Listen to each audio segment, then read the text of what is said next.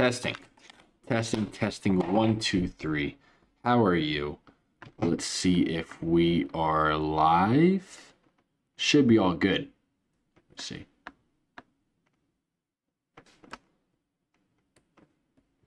I cannot hear shit. Oh, it's because this tab is muted. I cannot hear shit. Alright, cool. We are live, ladies and gentlemen. Cheers to going live. Today, what we're going to be going over, because let's just say I got around, let's check the whoop. I got around 2 hours and 34 minutes of sleep on the dot. I'm not sure if you guys can see this. Let me know if you guys can or cannot. But yeah, let's just say I took a white monster. I drank caffeine way too late yesterday, like around 7 or 8 p.m. Had a full modafinil. I didn't eat a modafinil around 8 p.m., but like earlier in the day I did. So a few different stimulants combined led to me not being able to sleep that much at all. So operating at like 20% brain capacity, which is still higher than most people in the world. But yeah, I'm just going to pretty much in this video and in this live stream just go over some of the most insane stories that I've had over my last few years of living in Thailand. And I'm saying, like, I'm telling you guys, this is like some uncle lore that will go down in the history books. So we're going to go in chronological order. I'm going off the whim here and working on the storytelling skills, so bear with me, guys. But yeah, the very first one that I had, I believe, was like one of the first few months of coming out here, which is, let's see, probably doing a shroom trip with my friend Alex. This was after going completely broke and actually making some money online, I believe, or maybe it was before. Let's see, October. No, I think it was before. So this is when I was like on the downtrend in terms of my savings.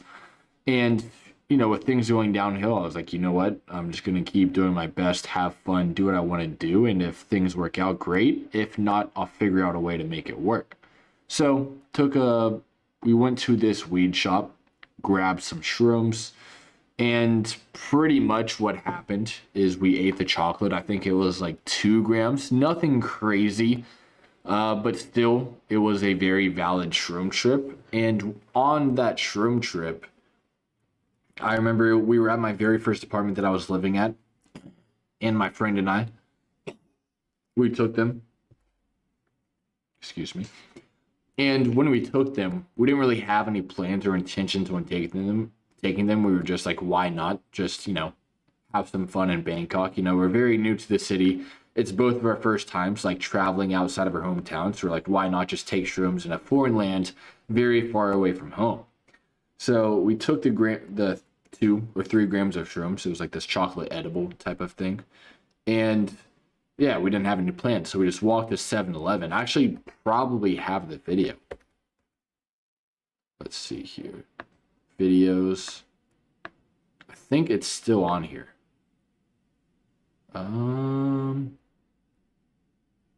Maybe not.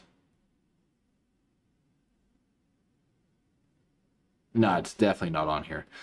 So yeah, we walked to 7-Eleven, and when we went to 7-Eleven, we just grabbed like a protein shake, a Red Bull, a few other snacks, some gum.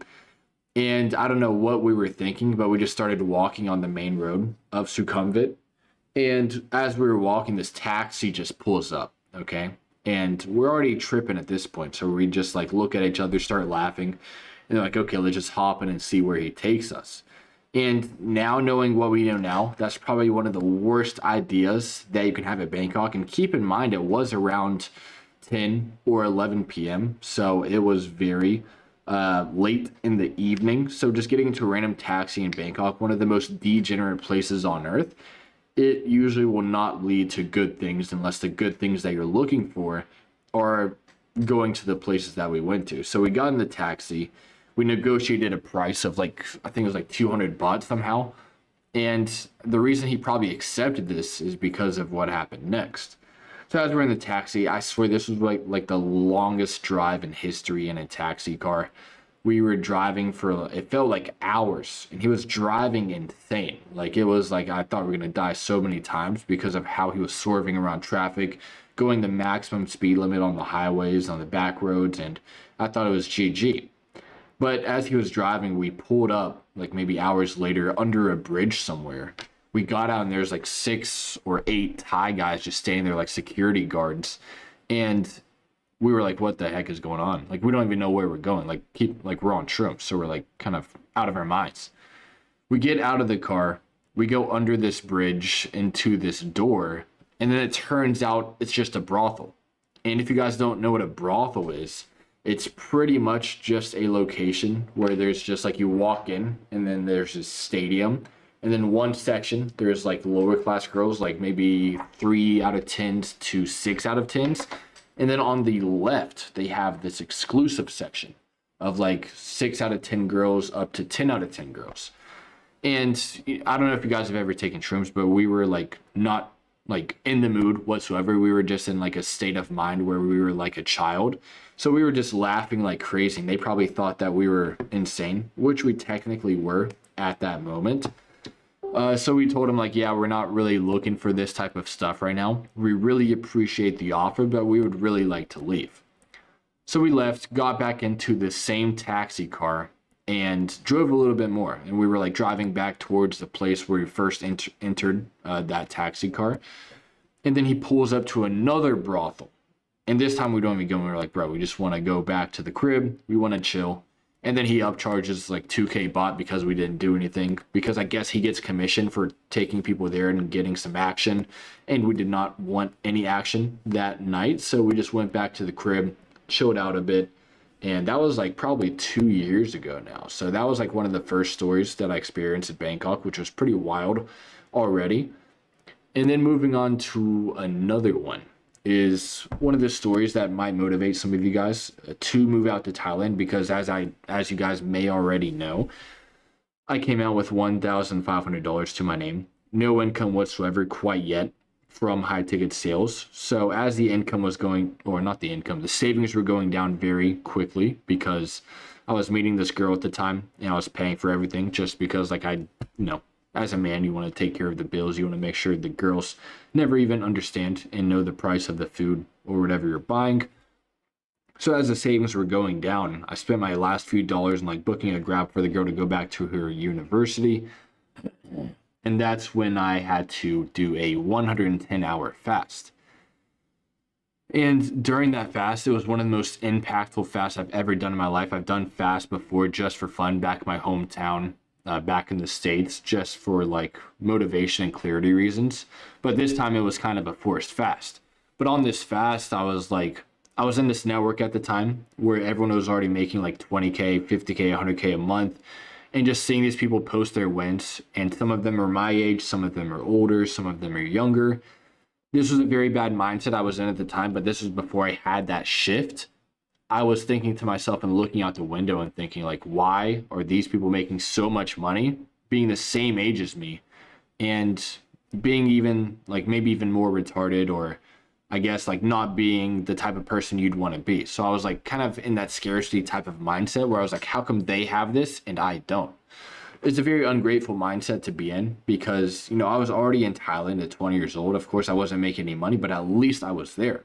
I could have been looking at it like that, but I still had the NPC mindset, the 9-to-5er mindset of like, okay, they have this, they must have been lucky, they must have scammed people, they must have had the right opportunity at the right time, and I was just in a very bad state of mind.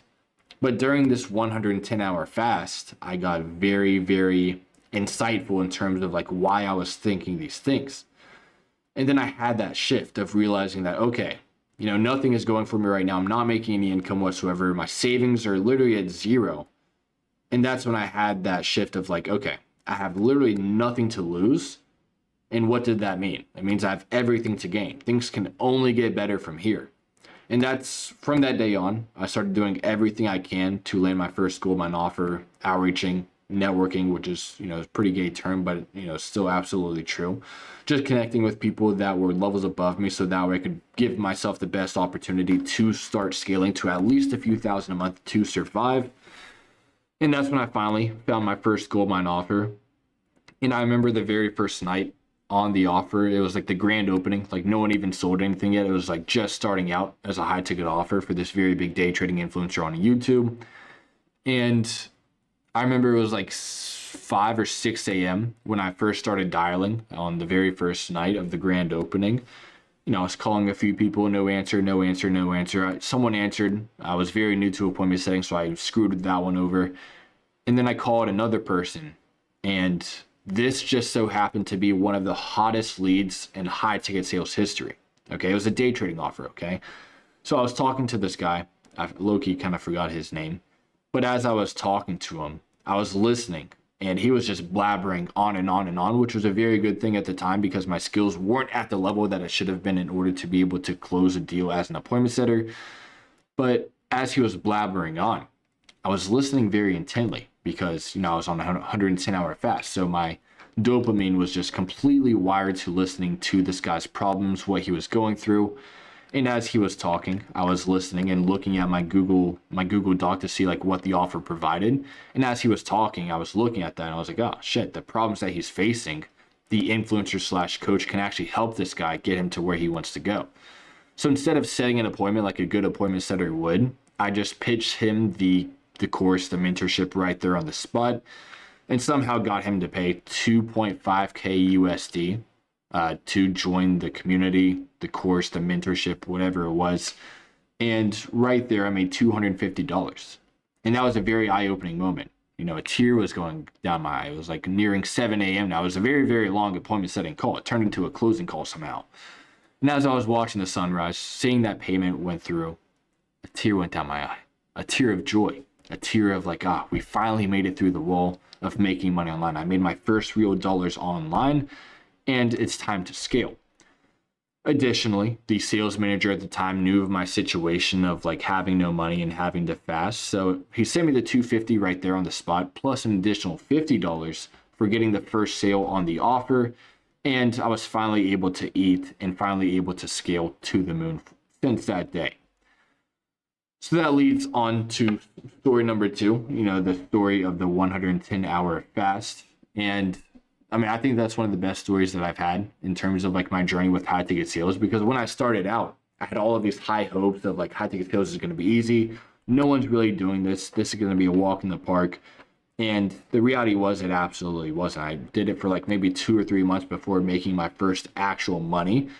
With high ticket sales. Like I was doing this B2B AI agency at first, and then I was doing this B2B roofing service agency, the like running ads, and those just did not work out whatsoever. Even though I was putting in so much effort, so much time in terms of putting in the effort to like cold call people and all these different types of things. But yeah, just being able to scale on a B2C offer. I think B2C offers are like the best way to go with high ticket sales, just because like these people that are watching these influencers online, they've been watching them for hours and hours on end, whether it be on YouTube, Instagram, TikTok, Facebook, Twitter. And when they're building up this trust, they're a lot more sold on the mentorship, whatever you're selling, compared to B2B, where they have no idea who you are or what business you are. And it's just a lot harder to sell that way, because the content already sells the people before you even call them as an appointment setter or hop on a call with them as a closer. So it's just a lot easier. Now let me think of another story in Thailand. So that's one money story, one shroom story. Let's do, what's another story I can tell you guys? We have the shrooms, the money.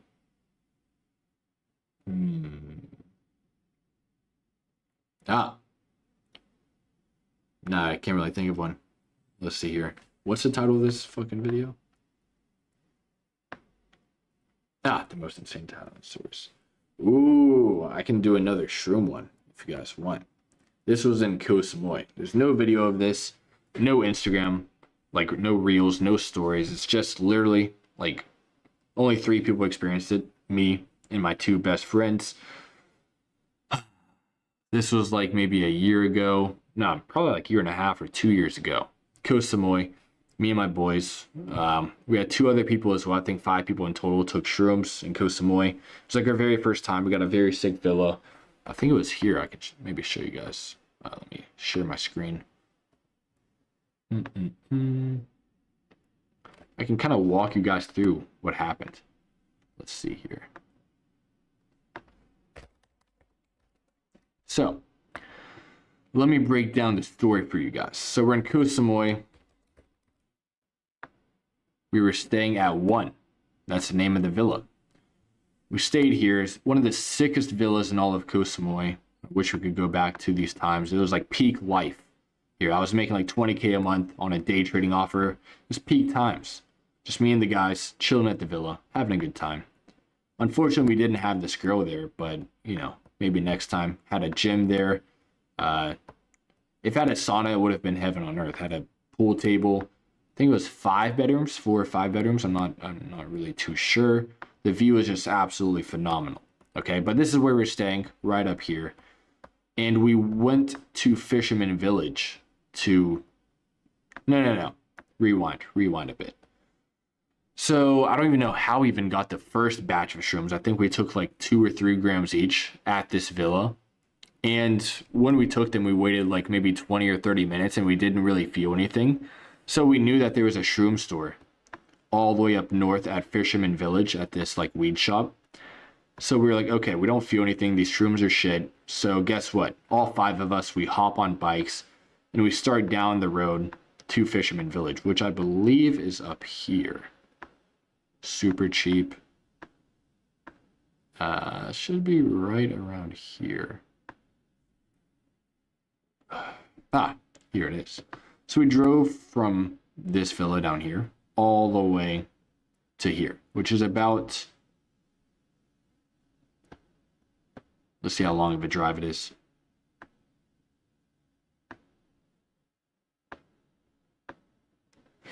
I've lost it. Here it is. Directions.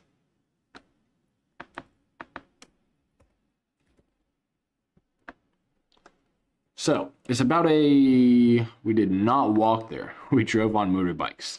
So about an 18-minute drive, not bad at all. But the thing is, the shroom started hitting around like right here, okay? So we were driving up to Fisherman Village to get more shrooms, but on the way there, the first batch finally started hitting pretty hard as well. So I don't know how we all 5 survived, but we made it here. And let's just say as we were walking to buy more shrooms, every single person that we passed, their faces looked super distorted, super ugly. It looks like they were it looked like they were melting out of their face. So we went here, bought some more shrooms, ate them, and then we were driving back. It was like me, 2 friends, and then 2 friends behind them. I think those 2 other friends got lost somehow, or maybe they were in front of us. I don't really remember. This was like 2 years ago. Keep that in mind. But as we were driving back, somehow, me and 2 other guys, the 2 guys went back to the villa, but 3 of us, we kept going past here. And then I believe we went to one of these places. I don't really remember where. I just turned left. I think it was here. But yeah, we pulled over to the left, got a pineapple smoothie to escalate the shroom trip even more. And then we were just like playing in the ocean, doing dumb shit, having a good time. And pretty much what happened next is we were just sitting on the beach, like right around here. And then we looked off into the distance and we saw beautiful lights. And then we came up with this magical, beautiful, amazing idea that we need to go to the lights. That's our main mission for the night. We have to make it there. So we started walking all the way from here to there. I don't even know how far it was. But that journey was one of the most like in-depth journeys of my life. Maybe it was just the shrooms, but it was like the most present I've ever been. Like no phones, no anything, just me and the guys just on a journey, on a quest to make it to the other side, to the lights. It was the most locked in we've ever been. And as we were going to the lights, we came to a turning point where there was like this river we had to cross. And it looked very sketchy. It looked very scary, especially on shrooms. There's no lights. It looked, maybe there's an anaconda in the water, a python. Like we could have been screwed. I think it was actually right here. like this river right here. Yeah, I mean, it's the only one, so it's got to be this one. So we were like right here. We had to climb up these rocks, go around, and then we get to this river. And I was just standing there. We were like, oh, we should just maybe turn around. But then I was like, no, we have to burn the boats. We can't give up on the mission of making it to the light. So I threw my bag across to burn the boats because I have to get the bag. So we all just swim across. And then one of my friends who happened to throw his bag as well. But that bag got stuck into a tree right above this river. So we were climbing on each other's backs, trying to like stack up each other to get that bag with like a stick or something. And one of my other friends were already across the river, and he was like looking at us trying to get it. And then somewhere out of nowhere, this guy with a fucking pole or a spear comes out. It's just this Thai local out of nowhere. And it was like very late. It's like maybe 12 a.m. or 1 a.m. And that guy he must have been an angel because he helped us get the bag. But I mean, it was very rocky. Like at the bottom of this river, we were like standing in it, and our feet were very cut up, like bleeding and shit. So yeah, I mean, it was just a very, this was like the darkest moment of the trip in terms of like the difficulty. And then we got the bag, we made it to the lights. And yeah, I mean, it was just a very insightful shroom trip. Just like being present, enjoying the journey. Because the journey is really what matters. And it turns out the lights were actually just Arc Bar. So it wasn't that climatic. We're like, oh shit, it's just fucking Arc Bar. So we just go to this restaurant across the street, eat steaks, some eggs, pineapple smoothies, and just have a blast. So that was one of the best, I think, if not the best shroom trip I've ever had in my entire life, just hanging with the boys, going on a mission. And we're definitely going to repeat that in the future. But yeah, other than that, let's see if I have any videos here to remind me of the past. We can reminisce for a bit. Skip that.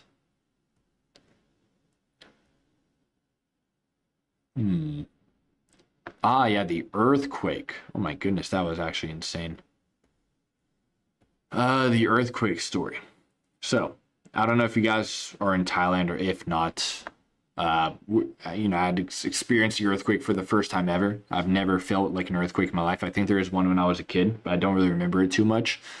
But yeah, I was sitting in my apartment watching Tron Legacy, eating a cinnamon roll, and I got very little amount of sleep that night. I popped a modafinil. I was just kind of locked in, just trying to survive the day.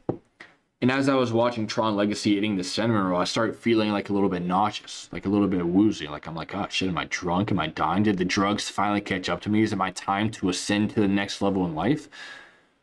And then I started seeing cracks in the ceiling. I'm like, oh, what the fuck is going on? And I started to remember, like, okay, they're doing construction on the building today. So I was like, oh, maybe they pulled the wrong screw and the whole building is coming down. Like I thought it was GG. But then I started hearing the alarm go off and then the building start to shake. And then I was like, ah, well, it's definitely GG. And I open the door and I see everyone is running down the hallway. I'm like, oh, it's so over. And then I started like going through the like process of like preparing for death. I was like, okay, like I wish I did this in life. I started going through my regrets of like things I didn't do that I wish I did, which wasn't really many. I've taken a lot of risk. I've gone through a lot of failures, the peaks and valleys of life. And I started running down the stairs. And keep in mind, I'm on the 13th floor, so not too high. A lot of my friends were on like the 36th floor, the 42nd floor. So they told me like they just accepted fate because no way they were going to make it down before the building came down if they were that high up. But yeah, I wasn't really walking down the stairs. I was more jumping down the flights of stairs. I low-key hurt my ankle for like 2 months, but the adrenaline kicked in. I didn't really feel it at the time. But the only thing on my mind was just to survive. And I was jumping down, praying for the best. And I was like, okay, maybe I'm low enough at this point to like, if the building starts like falling over, I can just jump out the window and give myself the best chance to survive. But I finally got out of the building during the earthquake and I was walking down the street and I was like, okay, I didn't even know it was an earthquake until I got outside and I saw everyone else from the other buildings were outside as well. So like, God, shit, it had to be an earthquake. Because at first, all the way through while I was jumping down the stairs, like, God, these construction workers fucked up so bad that they're just destroying the building and it's about to fall over. And I finally got outside. We made it. And then it was a pretty sick trip after that. Like, we all were like sketched out that there's going to be the aftershocks, that maybe there's going to be another earthquake. So we go to Pattaya with me and the boys, and we get a sick villa up north, and then we go all the way to Pattaya the next day. So that was a very fun time, very unexpected side quest, and we had a blast. I think I can maybe show you guys the video. Let's see here. It was very fun. We did like sparring, got some content, had a grand time. Let's see. So we went to Pattaya. Stayed in a sick place with Eric, a few other people. Went to the gym, had a good time. And then one of the worst things, so not even, it wasn't that bad, but it was just like, oh, we're screwed again. We went to Pattaya and apparently there was another earthquake in the ocean. So there was like a tsunami warning in Pattaya. So we thought we escaped the danger, but instead we went into even more danger, which was, you know, quite a trip. But yeah, we stayed at this villa, I think we even, this is going to look bad for the brand, but we took even more shrooms here. Keep in mind, like, these shroom trips are spaced apart like months and months and months in between. So it's not like I take shrooms every day. It just so happened those to be the craziest of stories. And then John's giving like a motivational speech here, but we get back to the villa and we just start sparring each other, start hitting each other in the face.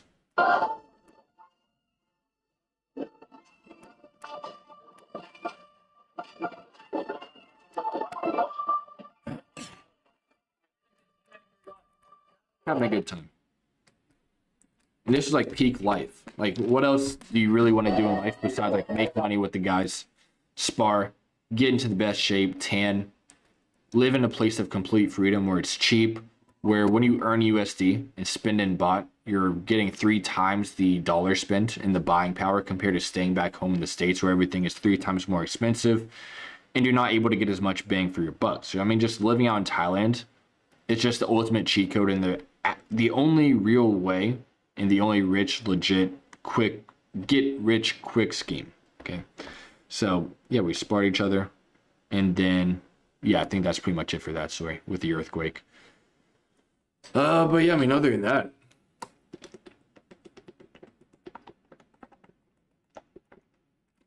I can maybe tell you guys about the very first mastermind that we hosted. Let's see here, Google Drive. Can you guys still see? Yes. All right, so the first mastermind was an absolute disaster. I'll show you guys the content. This is like behind the scene footage, by the way. This is like the Samoy files, part 1. So we'll go over here to the mastermind content. I believe this is the first one. It is. So, very first day, nothing really happened. Trained Muay Thai, hanged with the boys, got some content in. But the second day turned pretty disastrous. We all decided to get bikes the very next morning. And as we got bikes, let's see if I can find the picture. One of my good friends, Sam, the guy we hired as the videographer, he got some pretty good content in the first day, but then the second day, this happened. Right about, we'll talk about that in a second. See if I can find this picture. Is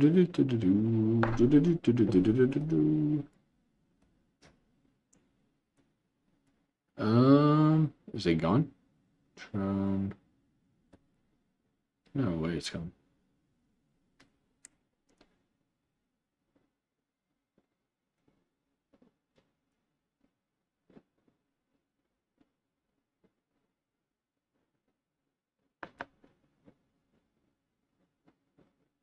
Maybe it's this.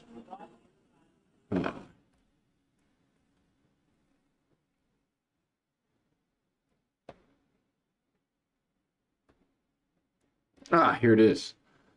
So, we had like 3 bike accidents this trip. It wasn't good at all for the experience. But yeah, my boy Sam, he was turning right, maybe didn't see a truck. And then I don't know if the truck hit him or if he hit the truck, but then his bike fell and he hit his hip on the curb, broke his hip. Couldn't walk for a few months. And then he was trapped in somewhere at the hospital for a bit. But he's good now. He's back in Bangkok, living the dream. But this is just a small hiccup in the life. He could have just given up and just worked a 9 to 5 forever. But he scaled to the moon afterwards, which is a very good mindset to have. Like, these failures are going to happen regardless of like what you do, these accidents. So it's just like the mindset, which is the most important part. Like Sam, he could have broke his hip and be like, "Oh, it's all over. Time to just go get a normal job." But no, he got back up on his feet, started walking again, and now is living back in Bangkok. And then another funny story, my boy. He was hilarious. He's a cool guy, but I remember we were at Arc Bar and he just disappeared. He was saying he was going to go find some girls and he just brings back a lady boy, which is pretty hilarious. She was tall. Like, she was probably taller than me, bigger than me. And I mean, it's pretty obvious, but I mean, I guess if you're new to Thailand, your radar detection skills aren't quite where they need to be. So I can maybe understand that. But I mean, other than that, we had this taxi driver who was dropping us off after the club. And somehow, I don't even know how he did this. He like went up the hill to the villa to drop us off, and then he tried to like U-turn or something, like do like a little reverse Uno to turn the car around, and then the car just got stuck in this little ledge. The tire couldn't get any traction, so he was just kind of stuck. And then I guess he just gave up and ran down the hill, and then we just had a car to deal with. I don't know how they fixed it in the morning, but they somehow did, and all the problems were solved. But other than that, the first mastermind wasn't a success, but it wasn't a failure. It was a good time. But yeah, the second mastermind, let's see if we have any stories here. Mastermind content 2.0. Let's see here. Yeah, I mean, nothing really crazy happened the second one. We just got like rented a yacht, had a good time, and that's pretty much that. But what I'll do real quick, I'm gonna go grab a protein shake because I haven't eaten all day. So if you're a meat.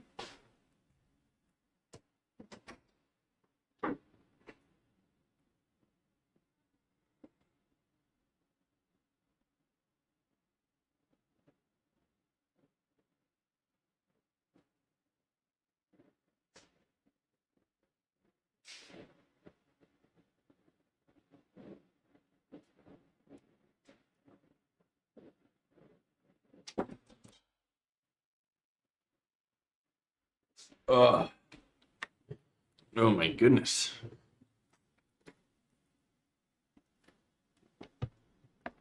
Mm.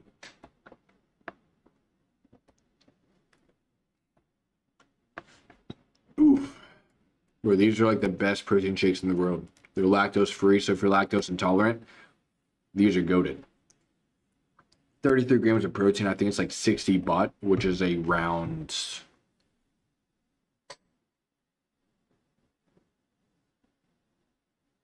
$1.90, so less than $2.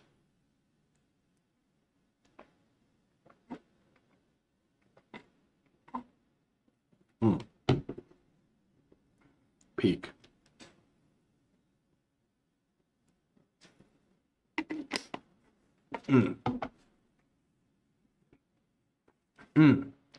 I can also show you guys the supplement stack. We take creatine normally, but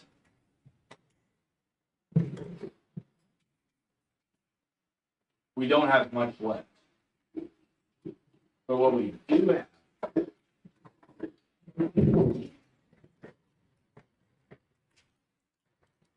is modafinil and how do you say it? Armodafinil, which is like the best version of modafinil. And this supplement is an absolute life changer. I should have taken it today, but I really wanted to reset my sleep schedule, so I just laid off and just raw dog life for today. And of course I had to live stream, because if I don't, then I have to do 1,000 push-ups on video to send to my friend. So yeah, we're getting it through with just snus and coffee. But these things are like magic, because pretty much what it does is, let's just say you have like the sleep receptors in your brain. What's it called? Chat GPT. Let me see how it even works. How modafinil affects the brain in terms of brain chemistry. So it's a wakefulness promoting agent. It doesn't stimulate the brain the same way classical stimulants like amphetamines do, like Adderall. Instead, it modifies several neurotransmitter systems at once, which is why it tends to feel smoother and less jittery compared to like Adderall. I've never tried Adderall, but I've just heard that like it's like a roller coaster. Like you feel like this, and then it crashes like that. So the number one, what it does is it increases your motivation and drive. It blocks the dopamine transporter, the DAT, because normally DAT removes dopamine from synapses. So what that means is like modafinil prevents reuptake, so dopamine stays active longer. And what comes from that, the result of that is that you get more motivation and focus, slash mild euphoria for some people, and increased task management and engagement. So it's similar to stimulants, but much weaker than amphetamine. So it's a lot safer and better long term.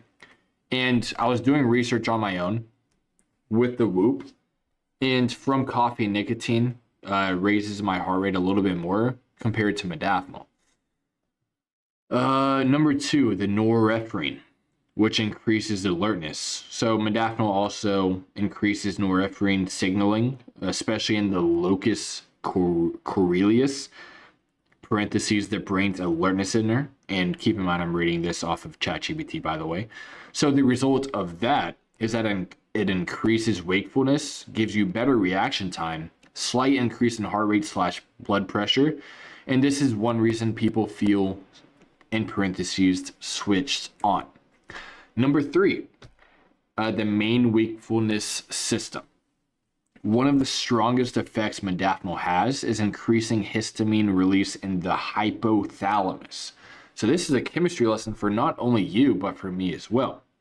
Histamine neurons are what keep you awake during the day, which results in long-lasting wakefulness, reduced sleep pressure, and why modafinil can last 10 to 15 hours, which is why I stayed up until like 4 or 5 a.m. yesterday, because I took it a little bit too late. I took it like at 11 a.m. yesterday, which is way too late. I don't know why I did that, but mistakes were made, lessons were learned, so that will not happen again.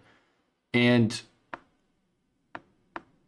number four, orexin slash hypocretin activation, parentheses, wakeful control. Modafinil indirectly stimulates the orexin system, which regulates wakefulness, energy, motivation. Orexin dysfunction is what causes narcolepsy, which is why modafinil works well for it. And then number five is glutamine, focus, and cognition. Modafinil increases glutamate, the brain's main whatever that word is, neurotransmitter, which results in sharper thinking, better concentration, improved working memory in sleep-deprived people. So I should have taken it today. Then last but not least, number six, the GABA decreases, which means less brain breaking. Modafinil reduces GABA activity, which normally slows down brain activity, which results in less mental fatigue and more sustained alertness. And from my own personal experience, like working seems a lot easier. It's a lot more fun. Running is a lot more easier. Training is very fun. You never really get tired. And I think the only downside of that I found is like what happened yesterday. Taking it at 11 a.m., it could have worked out because like it says here, last 10 to 15 hours. So 10 hours from 11 a.m. is around 9 p.m., 10 p.m., which would be an ideal time to fall asleep. But I additionally took caffeine and snus, so I stayed up an additional 5 hours, plus maybe a few from the coffee, so it did not result well. So as long as you take it before like 8 a.m., you're going to be absolutely chilling. So overall, as we can see here, the overall brain chemistry shift from modafinil essentially moves the brain toward dopamine, norepinephrine, histamine, orexin, glutamate, and GABA. So it's a clean stimulant compared to caffeine or amphetamines. And why modafinil feels different than caffeine is because caffeine mainly blocks adenosine, which just removes tiredness, but modafinil instead actively stimulates wakefulness circuits, which is why people often feel calmer focus, less jittery, plus a longer duration.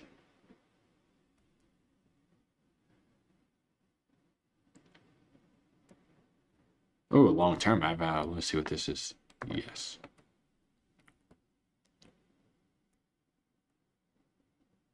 So you can build up a tolerance. mean, my motivation is the same without modafinil. Like, I wouldn't be making this stream if I wasn't motivated. Oh, if I use it 2 to 4 times a week, oh, yeah, that's perfect. I take it like maybe 4 times a week.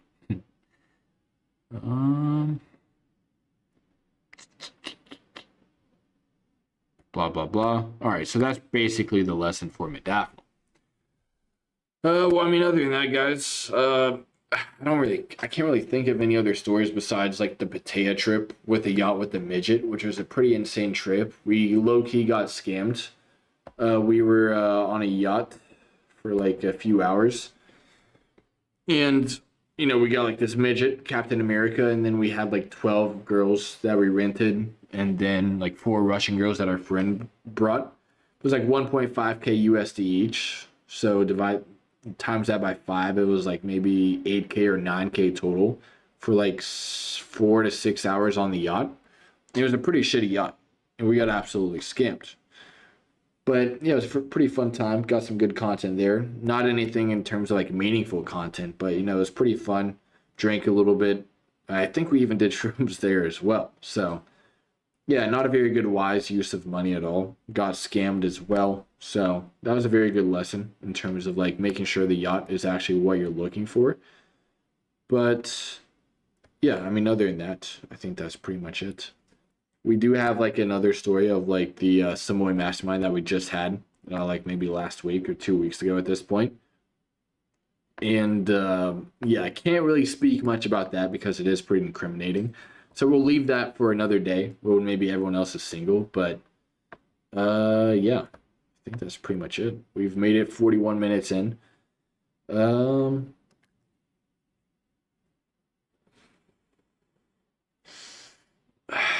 Yeah, I mean, with Thailand, the visas, I've had a few people ask me like what visa I'm on to live here for the last 2+ years. First off, I rocked the tourist visa when it was like a cheat code. Like you get 30 or 60 days right when you arrive and then extend for another 30. And you can do that a multitude of times with no issues whatsoever. But they started cracking down on that of like the visa runs by plane to like Malaysia, Vietnam, wherever you go.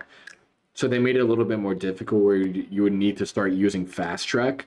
And then at that point, I got the education visa for around 1.5K USD, which granted me 15 months of staying in Thailand, which worked out pretty well. I stayed the entire 15 months. And then right when I was ending it, it became illegal if you didn't attend the classes. And as you guys know, if you guys know me, I was not attending one class. In university, I never attended class, so why would I attend these classes? I never wanted to learn Thai in the first place. So yeah, that education visa ran out, became illegal if you didn't attend the classes. So I was back rocking the tourist visa, the fast track where you just pay a few thousand baht to go through the VIP section of the airport to get instantly stamped, no questions asked. And you get to skip the line as well. So it was an absolute cheat code for a time. But then even that started getting a little bit sketchy. So then I just bit the bullet, had to fly to Malaysia, had to go to Vietnam and Ho Chi Minh City and get the DTV visa, which is a 5-year Thailand visa. So now we have that. We're rocking that. We're absolutely chilling now for at least the next 5 years. It's just now every 6 months you have to leave and come back and use the fast track. So it's like 8K baht a year, which is $155 a year to stay in Thailand, which isn't as bad compared to having all that headache of leaving every 2 or 3 months to go through the risk of maybe not even being able to get back in. So if you guys are looking to move to Thailand, first off, start off with just a tourist visa. Make sure this is a place that you like, that maybe you want to set up a long-term base. And then, of course, as time goes on, you find you love the freedom of Thailand. You love how cheap it is, the woman, everything in between. And then you can obviously get the DTV, the education visa, the Muay Thai visa, just depending on what you're looking for. Maybe you want to learn a language, just get the education. Maybe you want to be like me and not do shit, just get the DTV. And I have a contact for that. And if you guys want, you can just message me on Instagram at Ryan Little with 2 E's and 2 N's. But other than that, you just need to first figure out if this is a place you like, because if not, it's like Thailand's like a love. You either hate it or you love it. I obviously loved it. I've been here the last 2 years and a few months, so very easy decision for me. And I had to pay like 3K USD, but there's another way you can just pay like a few $100s and get it sorted. But I was pretty lazy. I had no documents proving my income, so I just had to bite the bullet, pay this random guy in Pattaya 3K, and got the 5 years sorted right there on the spot while I was chilling in Ho Chi Minh City. And Vietnam is actually not bad. I was staying there for maybe 2 weeks. I was testing a few things, and the test went very, very well. But then, yeah, we came back to Bangkok, went back to the States, and then now we're back in Bangkok, went to Samui, and now we're chilling here for at least another 6 or 7 months. And that will be that. So, other than that, guys, we made it to 45 minutes. That was my goal for this stream. So, thank you guys for hearing me blabber on about, my stories of Thailand and reminiscing a bit. But yeah, if you guys have any questions on like how to move to Thailand or how to make money online, just DM me on Instagram. But yeah, hopefully you guys enjoyed. I'll have something better prepared for you guys tomorrow. But other than that, I will see you guys.